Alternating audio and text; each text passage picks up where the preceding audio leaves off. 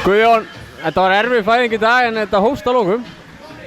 Fótboltaleikur er 90 mínútur og þær eru tiltölulega langar og það skiptir máli hvað þú gerir innan þess ramma. Ég sagði mína menn í hálfleik eftir 1-1 stöðu að við hefðum meiri styrk og meira aflheldur en þeir og við vorum líka með tæknilega góða leikmenn og eina sem þurftum að gera vildum að hafa agan í lagi og ákveðnun út af vellinum og þá myndum við vinna hennar leik og það sannaðist. Það var náttúrulega erfitt, það var blautt og mikill vindur. Var það ekki bara betri íþróttamenn sem unnu hennar leik í dag? Bara betra liðið vann. Við fórum illa með færi fyrir hálfleik. Það var dæmt á okkur mark og svo áttum við klárlega víti en ég meina, ég sagði hérna fyrir nokkrum vikum síðan að við erum að vera betri heldur en einhver ákvarðanir. Við erum að sjá að vinna leikina sjálfur, alveg saman hvað gengi á og við gerum það í dag. Nú var liðinu spáð 8. sæti fyrir tímabili.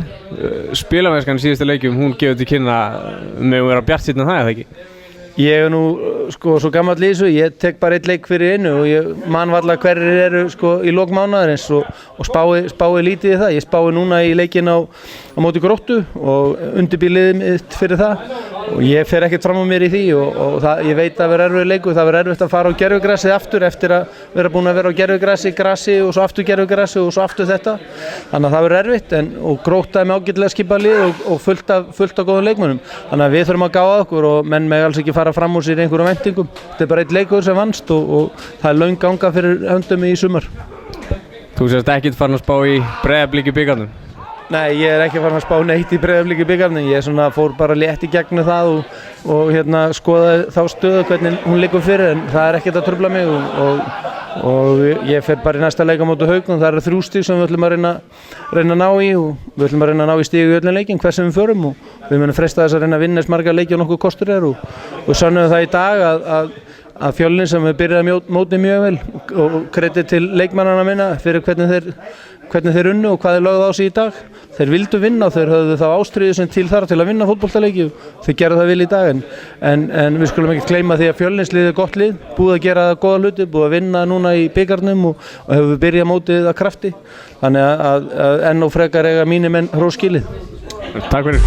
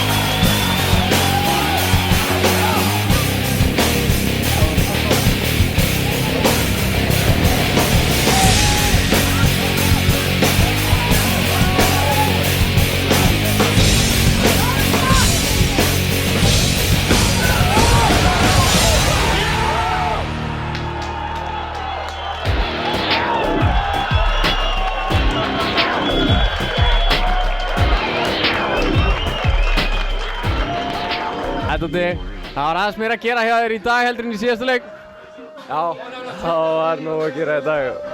Otto okkar skjóta alltaf á markið þegar það fekk boltan. Þannig að það var bara gaman. Nú er þetta fyrsta skipti sem þú spilar á móti einu gömlum félögum, var það ekkert erfitt? Nei, það var bara mjög fínt sko. Það var gaman að vinna á. Varstu ekkert að kalla neinn vitlaus nöfn eða neitt svoleiðis? Nei, ég allavega ekki sem ég tók eftir sko. Langar að vera í Fjölni núna með framkomu hérna liðsfélagina? Nei, þetta er flotti strákar. Hver er uppáhaldsleikmaðurinn í BÍ Bolungarvík? Uppáhaldsleikmaður minn er Matti, en síst uppáhalds er Andri. Hann er óþolandi eiginlega bara. Takk fyrir. Yes, Tony!